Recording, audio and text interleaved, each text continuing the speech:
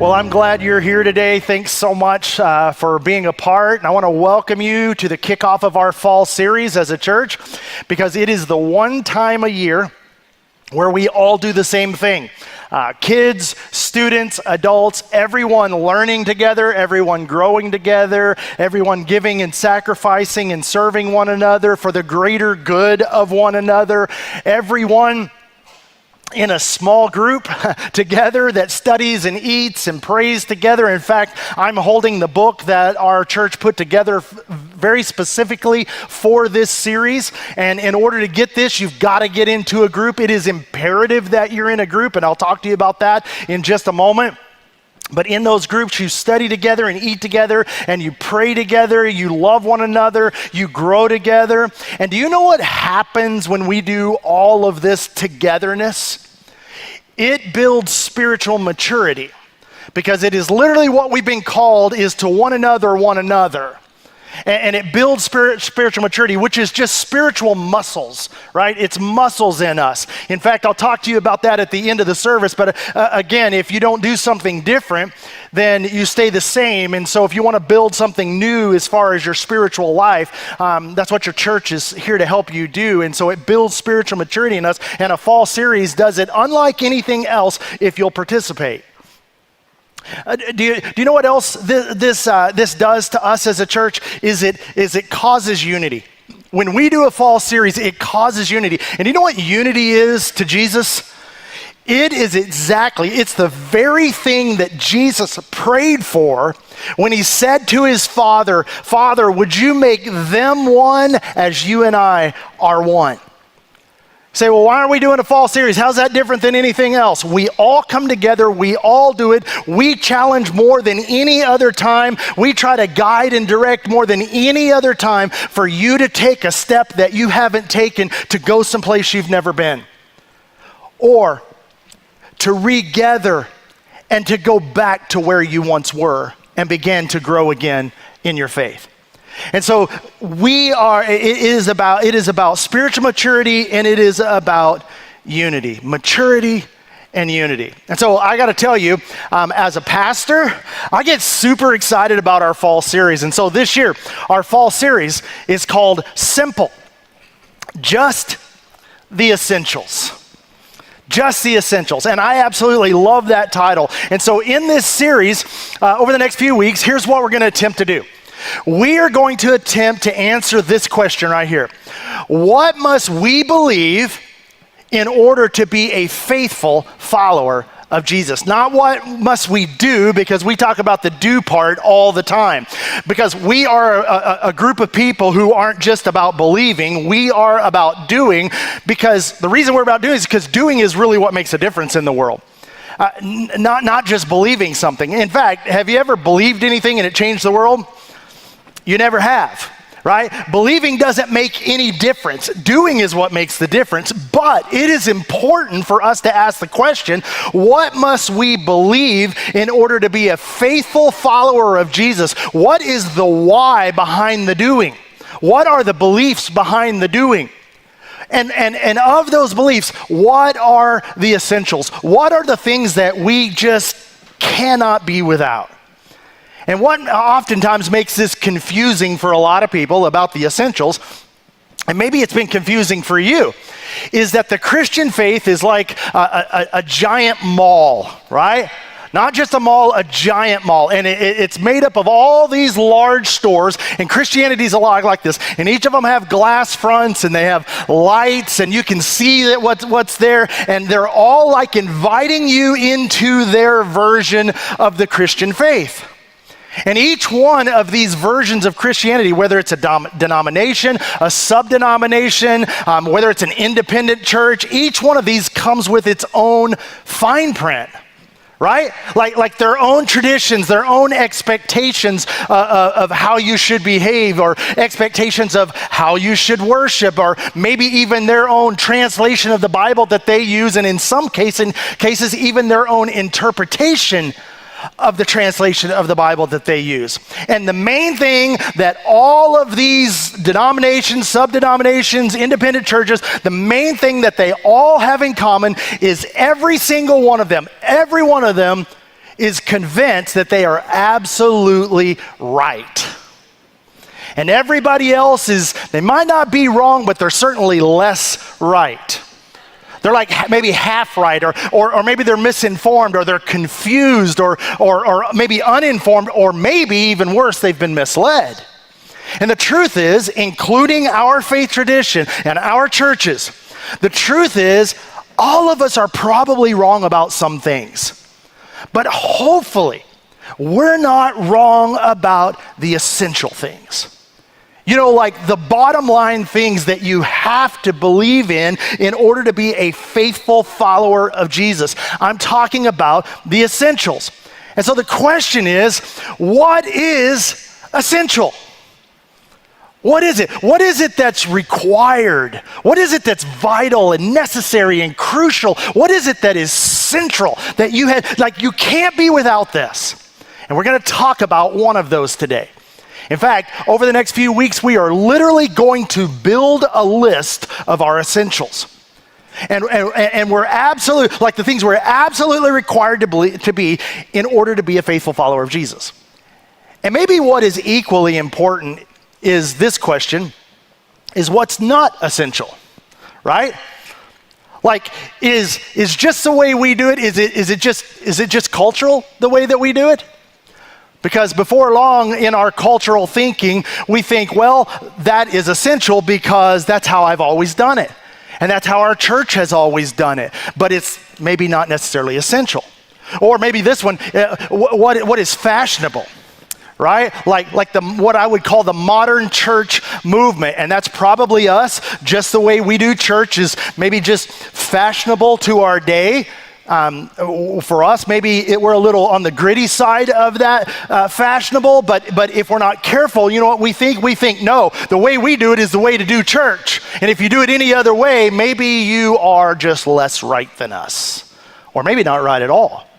Or what about this? What if it's just traditional? Like this is how we've always done it, and if you leave this, then maybe somehow you're leaving what's true. And then maybe this last one, which is maybe so important, is it harmful? And here's why that's so important and why we're going to spend time talking about it. Because I already know you're familiar with this phrase. You've heard this phrase before. Don't throw the baby out with the bathwater. Do you ever wonder where things come from? I'm one of those guys. I'm so nosy. I want to know where things come from. And so this actually is a 16th century German idiom that serves as a warning. And I want to give you kind of this definition, but it's a clunky definition of this word picture that is given here that serves as a warning. And here's what it is. What it means is, in your zeal to rid yourself of something unwanted or harmful, and of course we all should do that, right? Don't inadvertently or accidentally rid yourself of something valuable and important. In your zeal, in your passion to get rid of something unwanted, be careful that in that process you don't actually get rid of something that's valuable and that's important. And the reason I want to talk about this is, in our culture, way too many people who grew up in church with faith are throwing Jesus out with the bathwater. And it's understandable. I'm telling you, it's understandable why we have the tendency to do this, but we need to stop that. And I want to make sure, I want to help us stop that. And look, I'm not being critical, because in every generation, even if you go back to the 2nd century, I mean, come on, Christianity was having its first birthday, and suddenly they were going to talk about, and what we're going to talk about for the next few weeks starts to pop up all the way back then. I mean, in every generation, new and sometimes toxic or cruel or divisive or even dangerous teachings and opinions get woven into Christianity. And these new ideas, they're often given the status, get this, it's a new idea, but it's given the same status as theology. Like, this is what you have to do. This is what God says. And all of a sudden, it's easy for non-essentials to start getting treated as essentials. And look, if you're in a church, or maybe you were in a church where this happened, and you ended up rejecting one of the non-essentials that was being treated as an essential, then oftentimes you're labeled or considered a non-believer. I'll give you an example of that. I grew up in a church. I was just texting with my son earlier this morning, and we were talking about where he is, and he's in Florida, and he's at this place. He said, "Hey, this is the home of this particular show." And it was a show that my church had said, "Don't watch that show," and elevated it to essential. Now, my mom said, "We're watching the show," so we watched the show, right?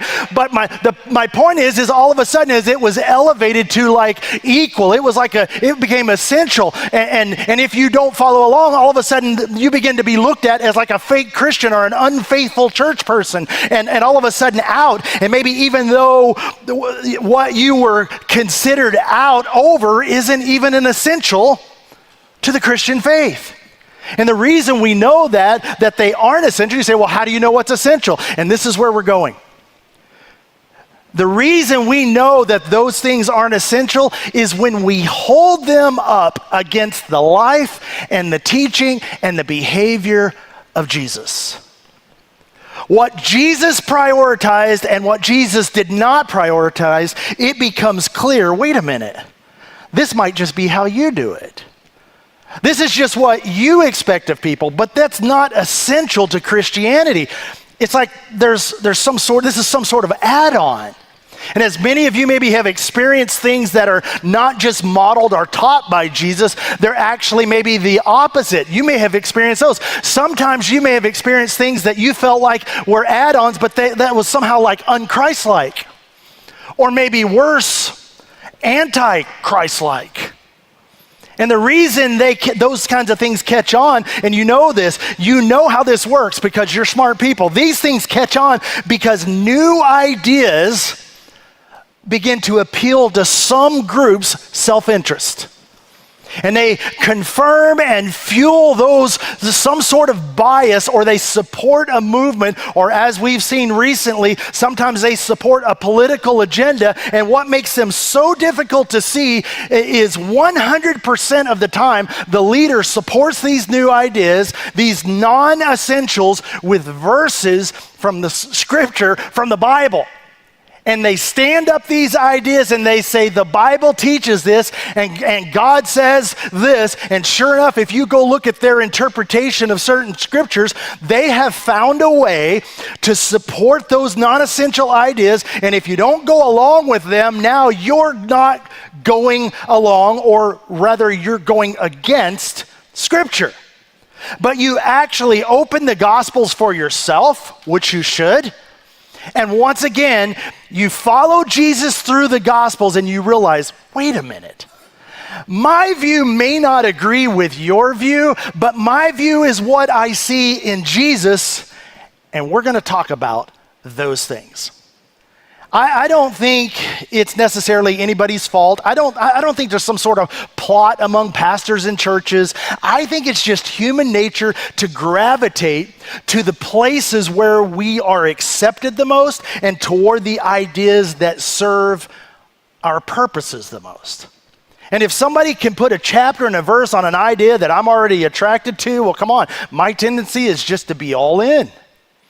But often what happens, and we talk about this a lot, is new ideas, these cultural ideas, even traditional ideas, actually end up conflicting with what the Apostle Paul called the law of Christ. And the law of Christ was Jesus' final command. And we talk about this all the time. The law of Christ was this one command that superseded all the other commands. And Jesus told us, if you're going to follow me, here's what he said: you love other people the way that I loved you. You love even your enemies.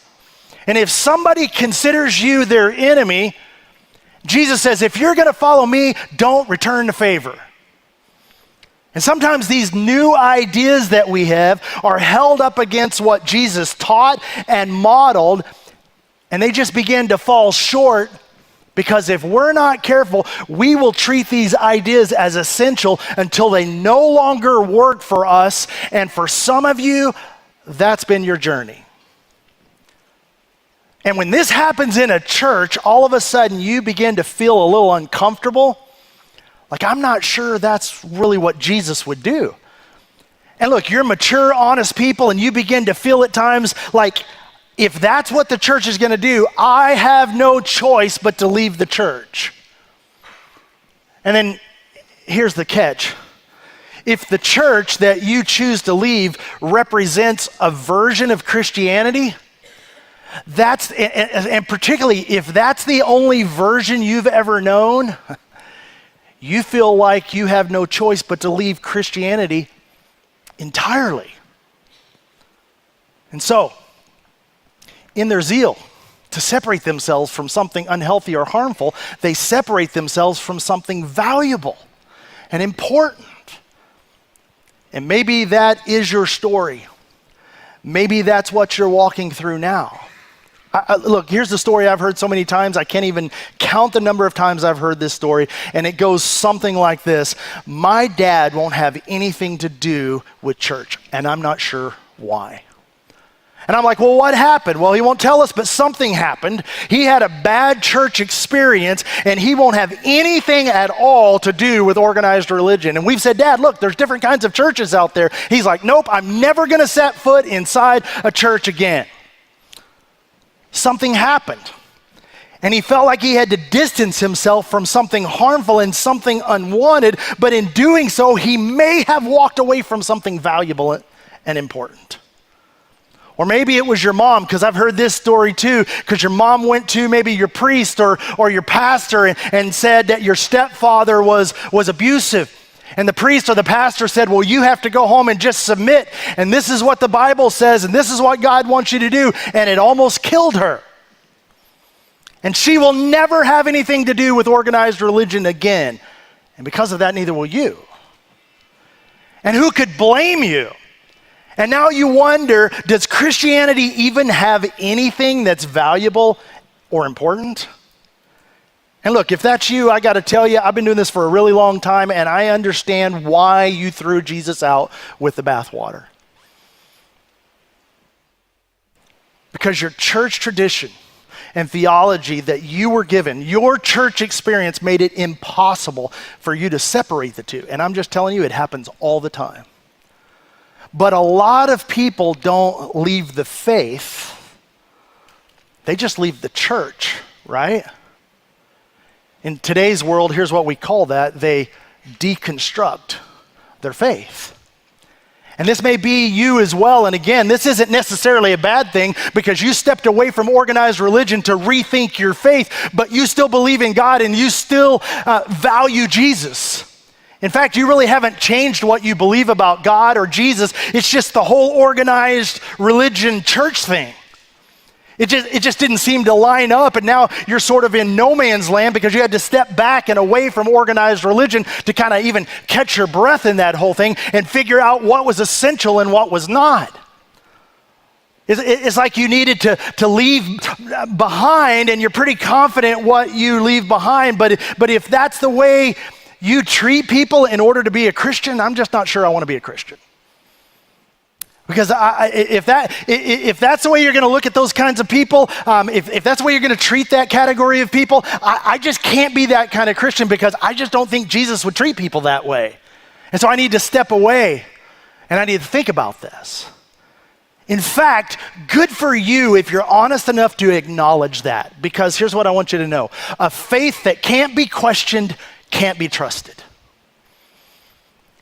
And now you're trying to figure it out. What do I hang on to? What are the essentials that I hang on to? And so today I'm going to tell you. I'm going to tell you right now, here's what you hang on to. You hang on to Jesus. Even if you feel like you're having to let go of everything else, don't you let go of Jesus.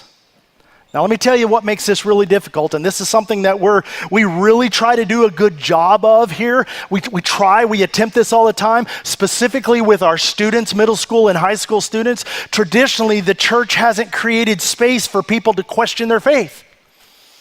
In fact, most church traditions often push against that. Like we don't allow space because every church tradition has a box, it's your God box. This is our God box, and this is how God operates. And if you don't think God operates this way, then you're probably not a God person. You have to go somewhere else. But at some point along the way, we all have questions about this box, and we should ask those questions, because a faith that can't be questioned is a faith that can't be trusted. But sometimes it's difficult within the church tradition to create a space for people to ask those necessary questions, at least without feeling like they have to leave in order to ask the questions for fear of how they'll be treated or maybe reprimanded for even asking. And so we don't provide space oftentimes for people to determine what is essential and what's just traditional. Karen Armstrong is an author, if you've ever read any of her stuff, and she had a terrible church experience when she was young. And so consequently, she stepped away from organized religion forever. But then she wrote a lot about religion, all kinds of world's religions, and she's brilliant. And I ran across this quote as I read the book, her book called A Case for God. And here's what she says. She says, "We all learned about God about the same time we were told about Santa Claus, like while we were children." And then she says this, but go back one for me. There you go. "But while our understanding of the Santa Claus phenomenon evolved and matured, our theology remained somewhat infantile." And I'm here to tell you that's the church's fault. And this is just an observation, but a faith that is not allowed to grow up will be deconstructed intentionally or eventually. A faith that is not allowed to grow up and to take into consideration the entire world, not just the church, will deconstruct. And either we do it or life does it, but a Sunday school faith cannot hold up under the pressures of adulthood in the real world. Because life is too hard on unanswered, unexamined faith. Faith like that just sort of gets into a cul-de-sac. And here's what I mean by that, because you go to a church and it's like, you know that God parted the Red Sea and all the good guys went through, and then the sea closed up and killed all the bad guys, and you hear that and you think, wait a minute. I feel like the sea is closing in on me and all the good guys are winning and going on. And every time I ask a question, people look at me like there's something wrong with my faith. But I feel like I'm the one that's drowning. And my life story doesn't seem to fit in the box of the biblical story that has been presented to me. Or I was told that, hey, I'm David, and all of my circumstances and all my fears and all of my physical issues and all of my relational issues are all Goliaths in my life. And if you just have enough faith, God's going to give you a victory like David. And I'm telling you, in my life, Goliath is winning and David is losing, and I don't know what to do because this isn't working for me. And look, if that's you, I have got some great news for you. Follow Jesus through the Gospels, and he interacted with people who are thinking like you constantly. In fact, Jesus went out of his way to talk to people that the religious system and the promises made in that religious system were just not working out for them. And so if you find yourself saying, I still believe, but I'm not sure that tradition or church culture I was raised in lines up with reality, let me just tell you, it's okay. There's nothing wrong with you. You're mature and you're asking good questions, and you may have stepped out or you may be thinking about stepping back, but the good news is you're still in some ways leaning in.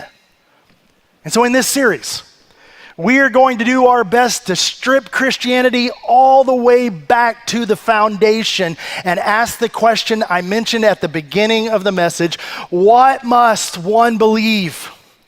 What must one believe to be a faithful follower of Jesus? What is the essential and what is not? Or maybe put it a different way, what part is the baby and what is the bathwater? So let's get started with the few minutes we have left. I want to jump into the first one today, and I got to ask you to use your imagination. Because we're going to go back a really long time, long before all of us, so you're going to have to use your imagination with me. And we're going to go back in time to the year 30 AD, and there is no church.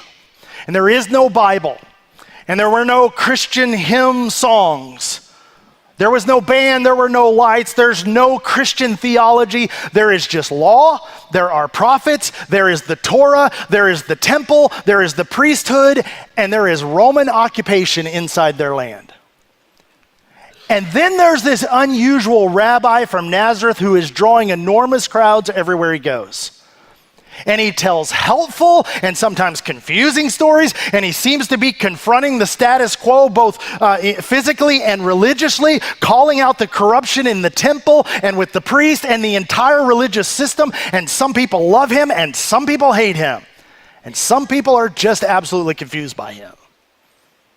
And about 2.5 years into this, in Jesus' ministry, we find Jesus and his 12 closest disciples in a town called Caesarea Philippi that is just north of the Sea of Galilee. And it has 2 names, in case you want to know, because Herod the Great named it after his son Philip, and then Philip renamed it after Tiberius Caesar, which we end up with Caesarea Philippi. And maybe that's what sparked the conversation that took place there. And if you grew up in church or you've maybe been around here, maybe you've heard this. And so I want you to, if you could, just sort of isolate this story for just a moment and just sit in it with us for just a moment, because we're about to discover the first and maybe the most important essential of the Christian faith. Here's what happened. When Jesus came to the region of Caesarea Philippi, he asked his disciples, big question, guys, here we are, Caesarea Philippi. And look, guys, I know it's got a complicated story. There's all kinds of stuff going on here, but tune that out for a minute, guys. Let's talk about me. Guys, who do people say the Son of Man is? And Jesus gives himself this title, Son of Man. Either that was a seriously arrogant title or perhaps a true title. And so he says, guys, what's the word on the street about me? And honestly, a question you should probably not ask your friends, but Jesus asked his. And getting the answer to this question right is a big deal. Getting the answer to this question right is essential. Otherwise, Jesus would not have asked the question. And our version of the question is this, is who is Jesus? Or who do you think Jesus is? And here's how they replied. They said, well, some people are saying you're John the Baptist, which, remember Jesus, that's your cousin, recently beheaded. Sorry to bring that up. And then others, Jesus, are saying you're Jeremiah or one of the other dead prophets. In other words, people think you're either a reincarnated prophet or you've come in the spirit of some prophet that just died a long time ago. And Jesus was like, all right, hey, so here's a question. Good answer. Here's another question. What about you guys? Who do you say that I am? Like, come on, you've been with me for like 2.5 years. Who do you think I am? Now, this is super important question to Jesus, or he would not have asked it. This is important to our faith. In fact, it is the question we have to ask. And so Simon Peter answered, because he always answered first. He stood up and said, you are the Messiah, the Son of the living God. And then Jesus replied, Peter, don't get carried away. Seriously, who do you guys think I am? All right, that was a little bit of a Bible quiz, and those of you who are laughing in here know. The rest of you are like, wow, Shane, that was pretty rude to do that to us. And it's a terrible thing for me to do to you right in the middle of a sermon, but that is not what Jesus said. And so here's the point, and remember, we're tuning everything else we know in this moment out, because Peter's answer is a lot. Messiah, anointed one. With every king, what would happen is a priest or a prophet would pour oil over a man's head, making him king. And he's saying, no priest, no prophet. I believe that you are God's final king. That God has chosen you to be the king of the entire race. That God has anointed you as king. Not a priest, not a prophet. God has anointed you as king. And that you're his son, because it's a dynasty and King God has anointed you the final king. We believe you're not a Messiah. We believe you are the Messiah. And in some unique way, you are God in a body with sandals on. Okay, pause. You with me? You with me? I mean, regardless of your faith system, regardless of whether you're Christian or not, just think for a minute. What if that were true? What if that's who Jesus is? What if what Peter said was right? Shouldn't the entire population just stop with mouth open and stare? I mean, shouldn't people just bow and worship? Shouldn't people just be like, no, you just talk? Because if you're God's final king, God's representative to the human race on this planet, then everything you say is as if God is talking to us through you. I mean, what if that's true? I mean, there's only one response. You just say, yes. I don't know what the question is, but Jesus, the answer is yes. That he is Lord, he is King, he is everything, and acknowledging who Jesus is and getting that right. Jesus isn't a reference point. Oh, I believe in Jesus. Jesus is everything. He is our King, and he becomes the center of everything. Think about this. Anything Jesus said is as if God were speaking out loud. Wouldn't you love to hear God speak? Like to know what God thinks about things going on in your life? Jesus walked around on planet Earth and said, I'm here so you can know. And we're going to talk about that in a few weeks. This is essential. And here's the most amazing thing. Jesus doesn't blink when Peter says this. Jesus doesn't dumb it down. He doesn't just back off. In fact, Jesus leans in and he says, oh, Simon, you're blessed. For that was not revealed to you by some person. That wasn't revealed to you by flesh and blood. In other words, Peter, you're super insightful and you're smart, but you're not that smart.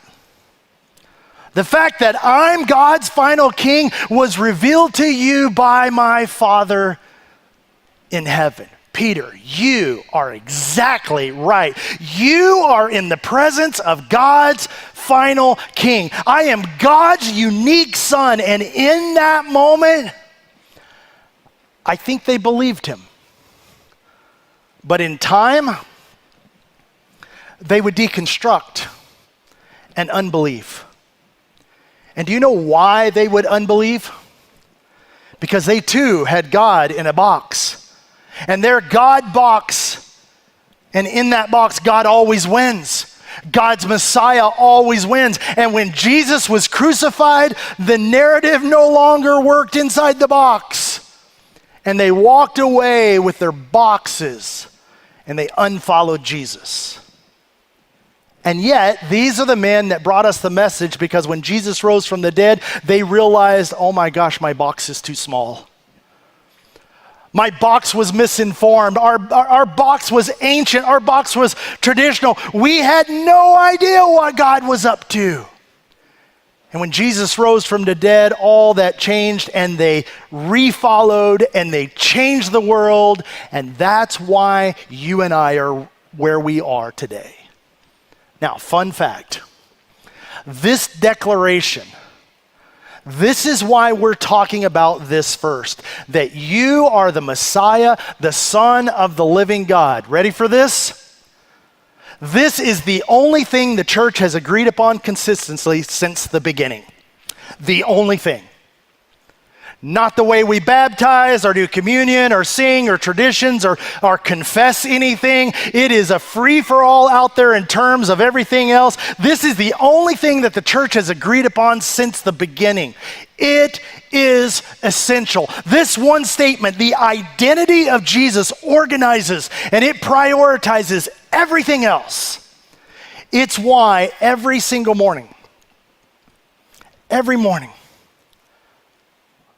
I opened my Bible to try to hear something that Jesus said, or something that someone who knew Jesus said about him, because come on, what a gift.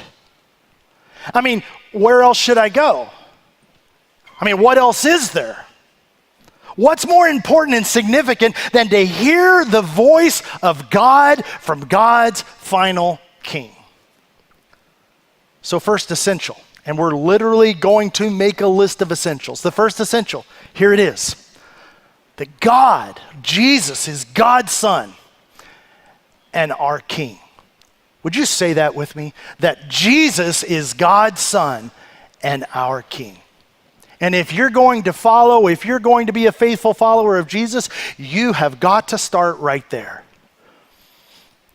That Jesus is who he claimed he was. And they believed in the moment, and they unbelieved later, but there is no way Messiah can die. And when he rose from the dead, they realized we were right the first time, that he's God's final King. And if that's true, and I don't want to jump into the application because this is about what we believe, not do, but I just want to throw this out. If that's who Jesus is, then what else can we do but submit? What else can we do but worship? What else can we do but just say yes? Who are we to question who he is? Because if God sent his Son into the world because he loved the world and he loved you, and sent his Son to pay the sin debt that you could not pay, and you know that God is for you and Jesus is God's King, what else can we do but bow down and worship and surrender? To use the word Jesus used, what else can we do but follow? And so it's essential that we accept and submit to that, because everything else flows from that. In fact, if you're clear about that, you're pretty much good to go. Because as we're going to discover, everything else flows from that. In fact, if you get this right, everything else is just details. But it's important details. And we're going to look at those next time in part 2 of Simple. Just the essentials. And I don't want you to miss one of them. I'm going to pray for us, and our bands are going to come back out, but we're not quite done. Because I'm going to come back out after this song, and our pastors in Liberty Hill are going to come back out of this song, and we're going to lead you in one final exercise today to help us all grow spiritually and find that unity that we talked about at the top of the message. Father, thank you for today. Thank you for the opportunity to be here and experience this together. Thank you that you sent Jesus to be the final King. Thank you that we can recognize that and see that today. God, I know there's so many things going on in life, and they can get so complicated, and there's so many things going on in our church, and there's so many things that can get complicated, and so many add-ons to life that sometimes we just need to stop and look at the essentials to get back to the basic foundation. And so would you help us do that in this series?